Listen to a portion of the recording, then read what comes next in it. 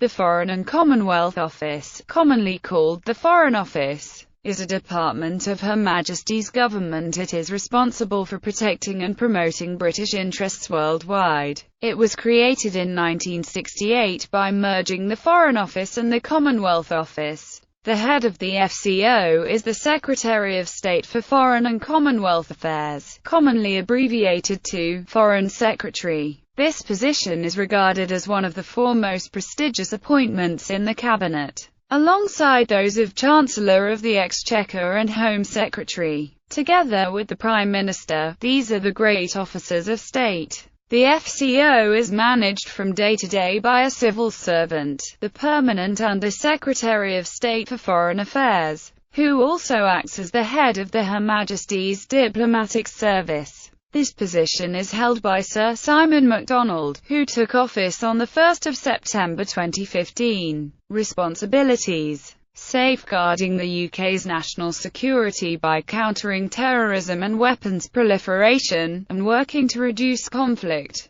Building the UK's prosperity by increasing exports and investment, opening markets, ensuring access to resources, and promoting sustainable global growth. Supporting British nationals around the world through modern and efficient consular services. Ministers. The FCO ministers are as follows. History of the department. The Foreign Office. 18th century. The Foreign Office was formed in March 1782 by combining the southern and northern departments of the Secretary of State, each of which covered both foreign and domestic affairs in their parts of the kingdom. The two departments' foreign affairs responsibilities became the Foreign Office, whilst their domestic affairs responsibilities were assigned to the Home Office. The Home Office is technically the senior. 19th century. During the 19th century, it was not infrequent for the Foreign Office to approach the Times newspaper and ask for continental intelligence, which was often superior to that conveyed by official sources. One of the most influential Times journalists was Valentine Kyrol. British ambassadors across Europe communicated with him on a number of political and local issues. The Foreign and Commonwealth Office. The FCO was formed in 1968, from the merger of the short-lived Commonwealth Office and the Foreign Office. The Commonwealth Office had been created only in 1966, by the merger of the Commonwealth Relations Office and the Colonial Office. And the Commonwealth Relations Office had been formed by the merger of the Dominions Office and the India Office in 1947, with the Dominions Office having been split from the Colonial Office in 1925. The Foreign and Commonwealth Office held responsibility for international development issues between 1970 and 1974, and again between 1979 and 1997. From 1997, this became the responsibility of the separate Department for International Development. The National Archives website contains a government timeline to show the departments responsible for foreign affairs from 1945.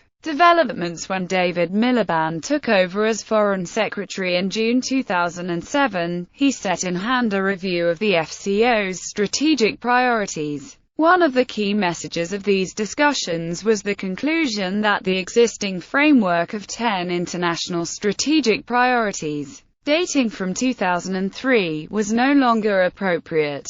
Although the framework had been useful in helping the FCO plan its work and allocate its resources, there was agreement that it needed a new framework to drive its work forward. The new strategic framework consists of three core elements: a flexible global network of staff and offices, serving the whole of the UK government; 3 essential services that support the British economy, British nationals abroad and managed migration for Britain. These services are delivered through UK trade and investment, consular teams in Britain and overseas, and UK visas and immigration. 4 policy goals: countering terrorism and weapons proliferation and their causes, preventing and resolving conflicts, promoting a low-carbon, high-growth global economy, developing effective international institutions, in particular the United Nations and the European Union, In August 2005, a report by management consultant group Collins & Grant was made public by Andrew McKinley.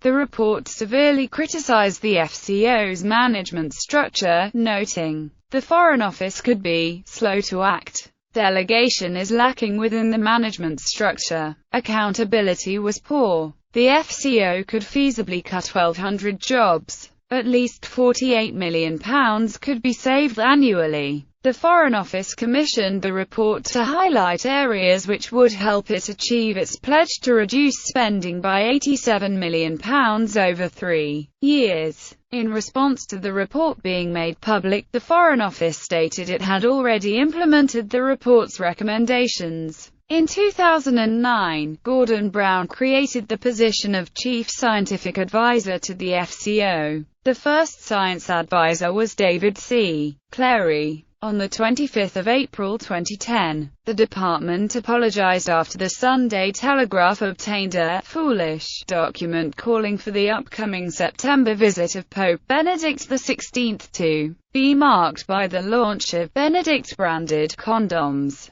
the opening of an abortion clinic and the blessing of a same-sex marriage. In 2012, the Foreign Office was criticized by Gerald Steinberg, of the Jerusalem-based Research Institute, NGO Monitor, saying that the Foreign Office and the Department for International Development to Palestinian NGOs provided more than £500,000 in funding to Palestinian NGOs which, he says, promote political attacks on Israel. In response, a spokesman for the Foreign Office said, "We are very careful about who and what we fund. The objective of our funding is to support efforts to achieve a two-state solution. Funding a particular project for a limited period of time does not mean that we endorse every single action or public comment made by an NGO or by its employees." In September 2012, the FCO and the Canadian Department of Foreign Affairs signed a Memorandum of Understanding on Diplomatic Cooperation, which promotes the co-location of embassies, the joint provision of consular services, and common crisis response.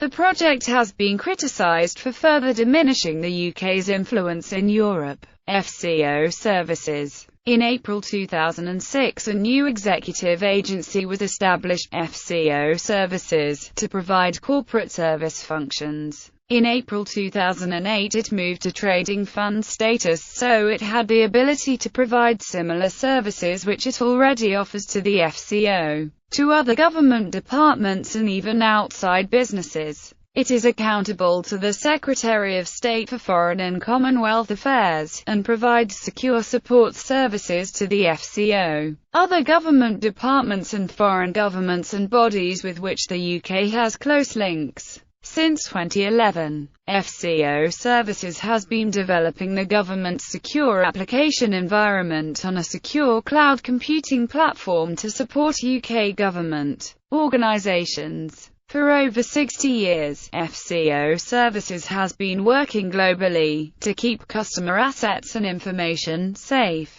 Fco Services is a public sector organisation. It is not funded by vote and has to rely on the income it produces to meet its costs. By providing services on a commercial basis to customers both in the UK and throughout the world, its accounting officer and chief executive is accountable to the Secretary of State for Foreign and Commonwealth Affairs and to Parliament, for the organisation's performance and conduct. History of the Foreign and Commonwealth Office main building. The Foreign and Commonwealth Office occupies a building which originally provided premises for 4 separate government departments: the Foreign Office, the India Office, the Colonial Office, and the Home Office. Construction on the building began in 1861 and finished in 1868, and it was designed by the architect George Gilbert Scott. Its architecture is in the Italian 8th style. Scott had initially envisaged the Gothic design, but Lord Palmerston, then Prime Minister, insisted on a classical style. English sculptors Henry Hugh Armstead and John Burney Phillip produced a number of allegorical figures for the exterior. In 1925, the Foreign Office played host to the signing of the Locarno Treaties, aimed at reducing tension in Europe.